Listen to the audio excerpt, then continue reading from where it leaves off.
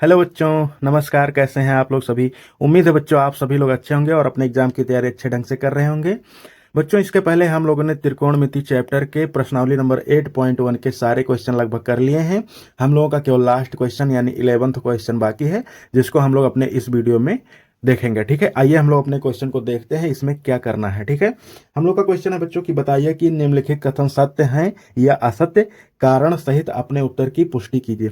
बच्चों यहाँ पर नीचे कुछ हम लोगों को सेंटेंस यानी वाक्य दिए गए हैं, जिनको हम लोगों को पढ़कर समझना है और ये बताना है कि ये सत्य यानी सही है या गलत है। ठीक है, और अगर सत्य है तो किस वजह से, और अगर असत्य है तो उसका क्या कारण है। ठीक है, आइए हम लोग इसको सॉल्व करते हैं। बच्चों हम लोग का पहला क्या दिया गया है, tan a का मान सदैव 1 से कम होता है। ठीक है, तो बच्चों ये सत्य है या असत्य मैं आप लोगों को यहाँ पर दिखाता हूँ। ठीक है, सबसे पहले हम लोग क्या करते हैं, एक समकोण त्रिभुज बनाते हैं। ठीक है, समझने के लिए अब इसका एक कोण 90 डिग्री मैंने कर दिया है और इसको ABC नाम दे दिया। ठीक है, अब बच्चों यहाँ पर मान लीजिए हम कोण A की बात कर रहे हैं। ठीक है, तो हम लोग एक चीज जानते हैं, यहाँ से किसी भी त्रिकोणमितीय अनुपात को निकालने के लिए LAL बटे के ए।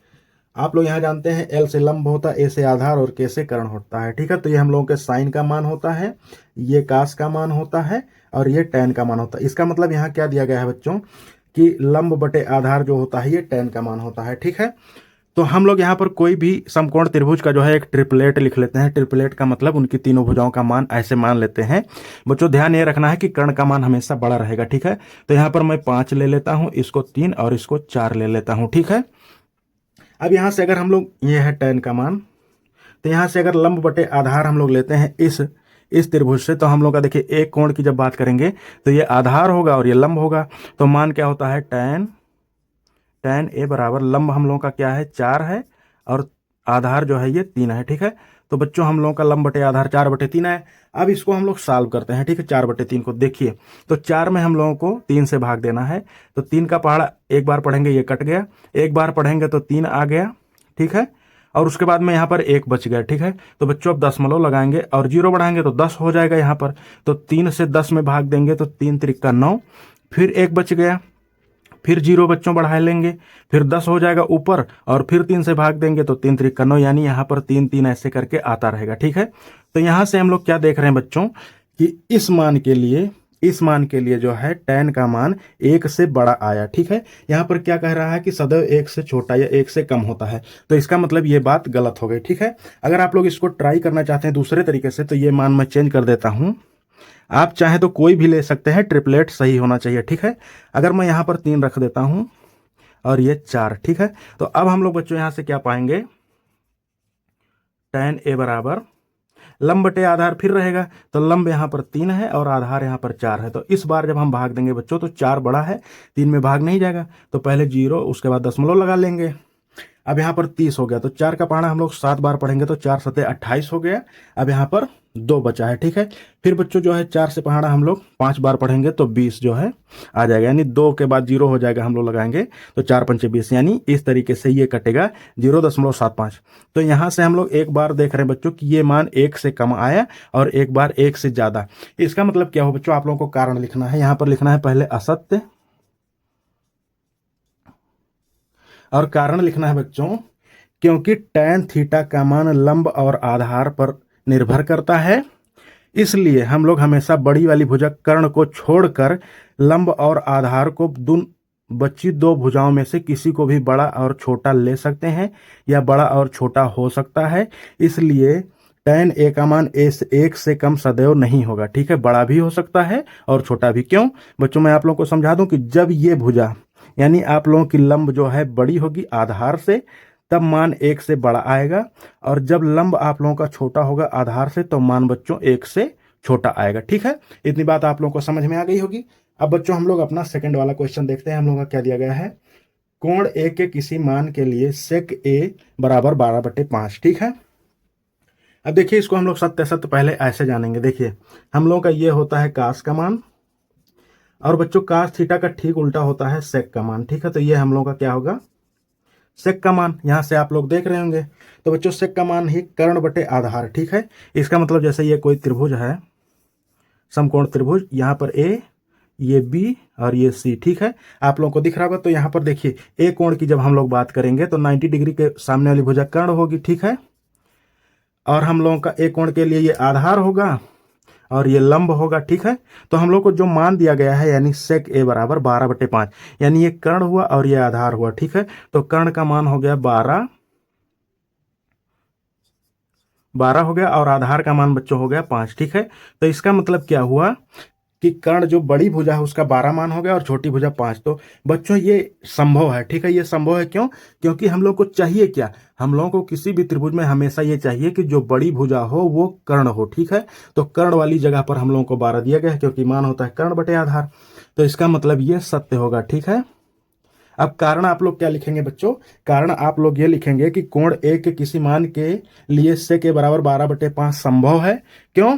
क्योंकि हम लोग सेक थीटा का मान होता है कर्ण बटे आधार, जो कि समकोण त्रिभुज में कर्ण सबसे बड़ी भुजा होती है और यहाँ पर बड़ी भुजा के रूप में 12 दिया गया है, इसलिए यह मान संभव है, ठीक है। यानी ये सत्य है, ठीक। यहाँ तक बच्चों आप लोग समझ गए होंगे, यानी दूसरा क्वेश्चन हम लोगों ने समझ लिया है और पहला भी समझ लिया है। अब हम लोग अपने तीसरे वाले क्वेश्चन की तरफ चलेंगे। यहाँ पर क्या दिया गया है?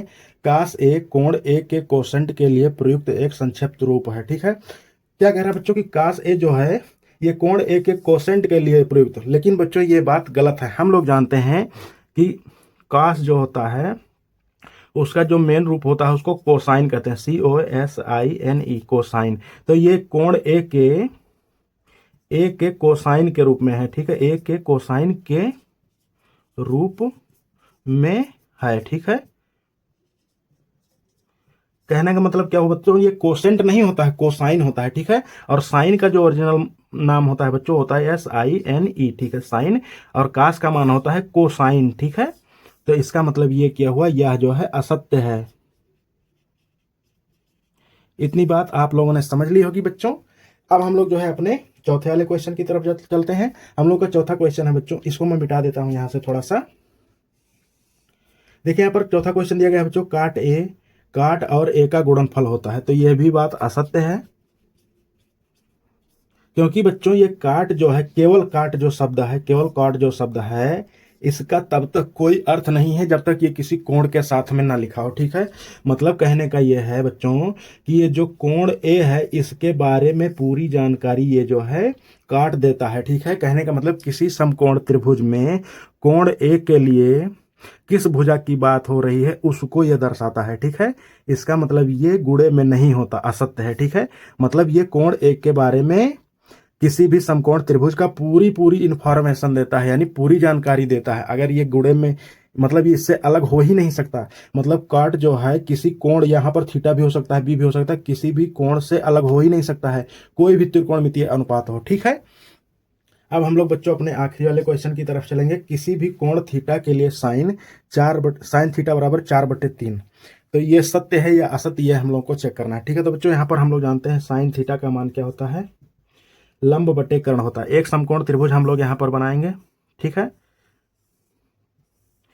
यहाँ पर मान लीजिए हम लोग इसको थीटा मान लेते हैं, ठीक है। इसको ABC, ये हम लोग का 90 डिग्री भुजा, इसके ठीक सामने कर्ण है, ठीक है। अब यहाँ पर बच्चों हम लोग देख रहे हैं साइन थीटा का मान होता है लंब बटे कर्ण, यानी इस कोण की बात हो रही है तो ये हम लोगों का आधार हो जाएगा और ये हम लोगों का लंब हो जाएगा, ठीक है। तो लंब बटे कर्ण, तो यहाँ पर कर्ण जो दिया गया है वो 3 है और लंब जो दिया गया है 4 है। लेकिन बच्चों हम लोग एक बेसिक नियम क्या जानते हैं समकोण त्रिभुज के बारे में, कि किसी भी समकोण त्रिभुज की जो सबसे बड़ी भुजा होती है वो कर्ण होती है, ठीक है। और यहाँ पर लंब जो है ये बड़ा है और कर्ण छोटा हो गया, इसका मतलब ये बात गलत हो गई, ये संभव ही नहीं है, ठीक है। तो इस तरीके से बच्चों अगर कभी भी आप लोगों को किसी भी त्रिकोणमितीय अनुपात का मान दिया गया हो जिसमें कर्ण आता हो, जैसे कि लंब बटे कर्ण या आधार बटे कर्ण, ठीक है। अगर किसी भी त्रिकोणमितीय अनुपात में कर्ण की बात हो रही है और कर्ण का मान दूसरी भुजा से छोटा दे दिया गया हो, जैसा कि यहाँ पर कर्ण छोटा दे दिया गया है और लंब बड़ा दे दिया गया है, तो बच्चों वो बात हमेशा असत्य होगी, ठीक है। इसका मतलब क्या हुआ कि कर्ण वाली भुजा का मान हमेशा बड़ा दिया होना चाहिए, ठीक है। उम्मीद है बच्चों आप लोगों को ये पूरी तरीके से अच्छे से समझ में आ गया होगा। अगर आप लोगों को अच्छे से समझ में आया होगा बच्चों तो प्लीज़ वीडियो को लाइक करिएगा और चैनल को सब्सक्राइब जरूर करिएगा बच्चों। हम लोग अगले वीडियो में मिलेंगे अपने नेक्स्ट चैप्टर के साथ में, यानी प्रश्नावली नंबर 8.2 के साथ में। तब तक के लिए आप सभी का वीडियो देखने के लिए हृदय से धन्यवाद। जय हिंद। प्लीज़ बच्चों लाइक और सब्सक्राइब जरूर करिएगा।